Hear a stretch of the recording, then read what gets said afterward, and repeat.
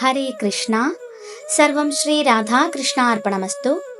അധ്യായം 2 ഗീതാ വിഷയ സംഗ്രഹം. ശ്ലോകം 62. ധ്യായതോ വിഷയാൻ പുംസാ സംഗസ്തേഷുപജായതേ സംഗാത് സംജായതേ കാമാ കാമാത് ക്രോധോഭിജായതേ. വിവർത്തനം. ഇന്ദ്രിയ വിഷയങ്ങളെപ്പറ്റി ചിന്തിച്ചു കൊണ്ടിരിക്കുന്നവർക്ക് അവയിൽ ആസക്തിയുണ്ടാവുന്നു. ആസക്തിയിൽ നിന്ന് കാമവും അതിൽ നിന്ന് ക്രോധവും ഉളവാകുന്നു. ഭാവാർത്ഥം: കൃഷ്ണാവബോധമില്ലാത്തവർ ഇന്ദ്രിയ വിഷയങ്ങളെപ്പറ്റി ചിന്തിക്കുമ്പോൾ ഭൗതിക തൃഷ്ണയ്ക്ക് വശപ്പെടുന്നു. ഇന്ദ്രിയങ്ങൾക്ക് ഏതെങ്കിലും ഒന്നിൽ പ്രവർത്തിച്ചു കൊണ്ടിരിക്കണം.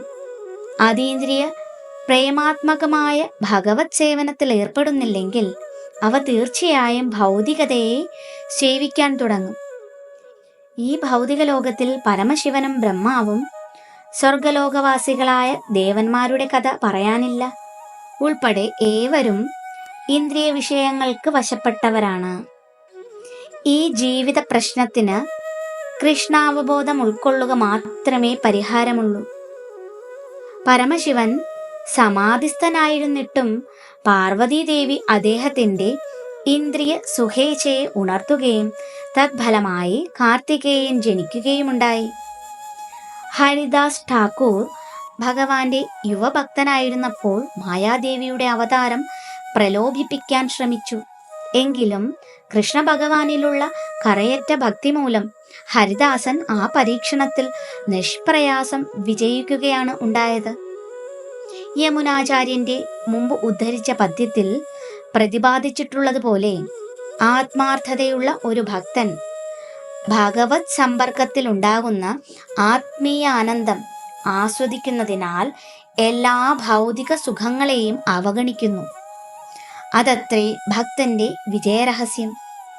അതിനാൽ കൃഷ്ണാവബോധം ഉദിക്കാത്ത ഒരാൾ ഇന്ദ്രിയങ്ങളെ കൃത്രിമമായി നിരോധിക്കാൻ കരുത്തുറ്റവനായാലും ശരി, ഒടുവിൽ തോൽവിയടയുകയുള്ളൂ.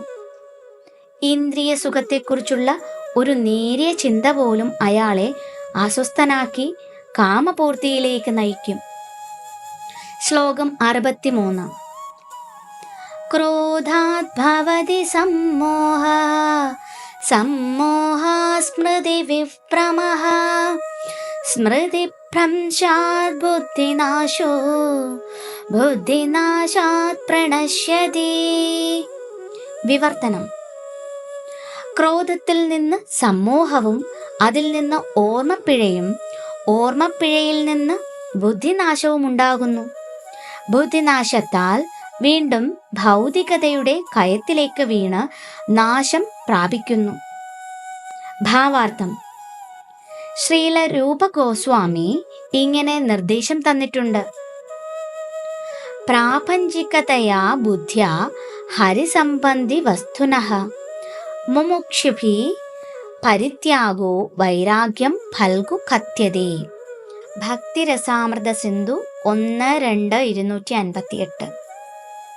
ഭഗവത് സേവനത്തിന് ഉപയുക്തമാകാത്തതായി ഒന്നും തന്നെ ഇല്ലെന്ന് കൃഷ്ണാവബോധത്തിന്റെ വികാസത്താൽ ഭക്തന് മനസ്സിലാവും.